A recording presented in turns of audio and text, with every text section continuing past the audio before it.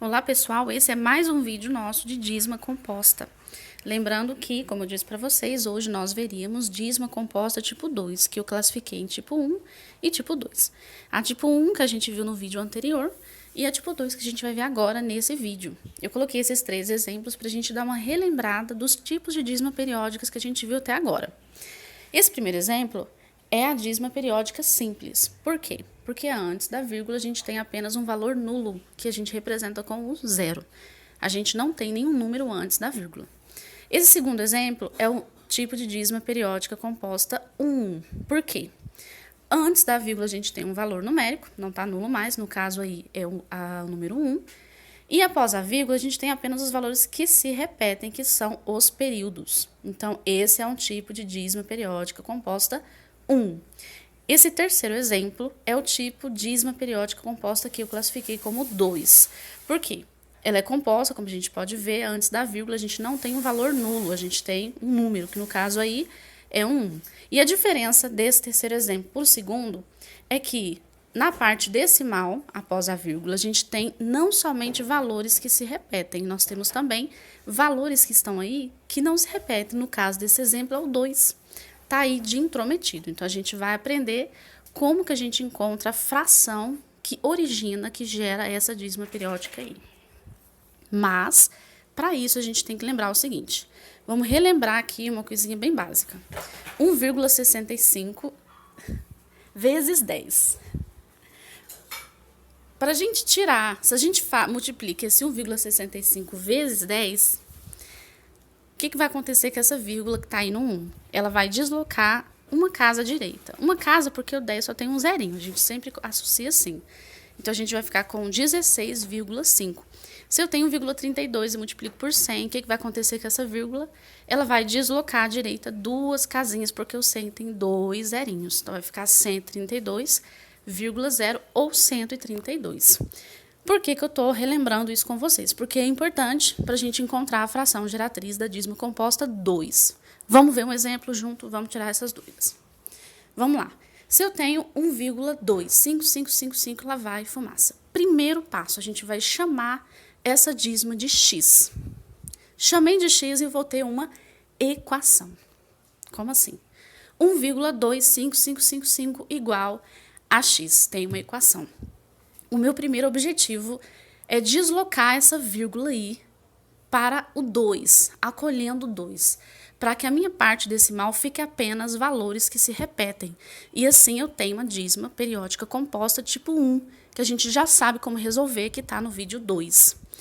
Só que para a gente fazer isso, a gente vai usar um artifício que é multiplicar essa dízima por 10. Assim, a vírgula vai deslocar à direita uma casa e a gente vai ter 12,555 e assim só o 5 estará se repetindo após a vírgula.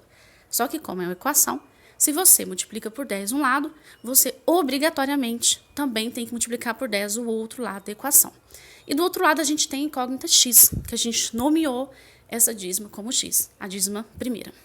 Então, a gente vai ficar com 12,55555, lá vai fumaça, igual a 10x. Agora, a gente tem uma dízima composta que a gente sabe resolver. O que a gente vai fazer?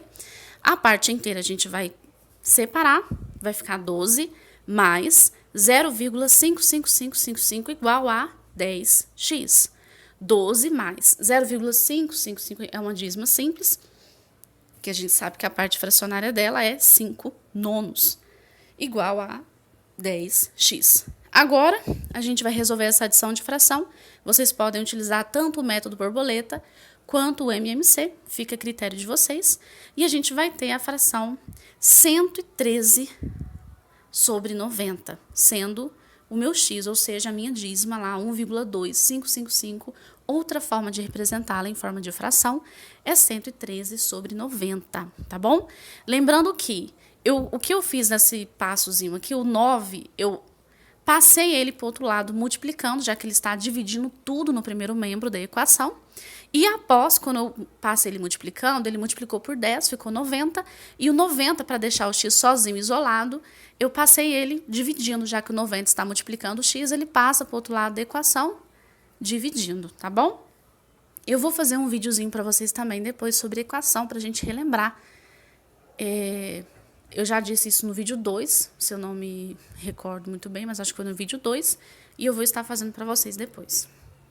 Outro exemplo para a gente firmar, vamos lá, 2,13333. Novamente, uma dízima periódica composta, porque antes da vírgula a gente tem um valor numérico e não um valor nulo, e ela é composta tipo 2 porque após a vírgula nós não temos apenas valores que se repetem, nós temos um valor aí ou dois, podem ter dois ou mais, que não estão se repetindo e estão intrometidos. Então, como que a gente vai fazer? Primeiro passo, a gente chama toda a dízima de x. Segundo passo, observe que nesse exemplo aí, a parte periódica eu usei a outra forma de notação, que é um tracinho em cima do 3, dizendo que o 3 que se repete, ele que é o período dessa dízima. Só para facilitar mesmo a visualização. Mas vocês podem fazer utilizando os pontinhos, não tem problema. Então, a gente ficou com 2,13333, lá vai fumaça igual a x. Multipliquei por 10, porque o 1 é apenas um número que eu tenho após a vírgula, que eu quero que ele saia dali, que vá para juntinho do 2. Então, vou multiplicar por 10 um lado, multipliquei o outro. Obtive uma dízima composta tipo 1, que é fácil de resolver. E aí, toda a resolução, para vocês verem, eu cheguei no 32 sobre 15. E se vocês pegarem a calculadora e fazer 32 dividido por 15, vocês vão perceber que a gente vai ter a dízima inicial. Então, essa é a fração geratriz dessa dízima periódica, tá bom? Agora, é a vez de vocês. Eu coloquei aí 3 exemplos para que vocês fizessem. Eu espero que vocês façam. Lembrando que essa letra A gente vai ter que multiplicar por 100. Por quê? Após a vírgula, a gente tem dois valores que não se repetem, que é o 3 e o 2. E após esses dois valores, a gente tem só o 5 que se repete, que é o período da nossa dízima. Então, para que esse 32 saia aí do ladinho do 5 e venha para o ladinho do 1, a gente tem que deslocar essa vírgula duas casinhas, ou seja, passando pelo 3, passando pelo 2. Então, a gente vai ter que multiplicar por 100, tá bom? Depois que vocês fizerem, confiram os resultados, tá certo? Esse é o resultado da letra A, letra B e letra C. A letra B eu coloquei dois valores porque tem como simplificar. Eu dividi aí por 2, ok? Agora, o próximo vídeo que nós vamos ver vai ser sobre notação científica, tá bom? Então, fiquem ligadinhos que eu vou postar no canal também esse próximo vídeo. E eu também vou postar para vocês um vídeo sobre equação, para relembrar e dar uma relembrada, tá certo? Então, muito obrigada para vocês, beijo e até o próximo vídeo.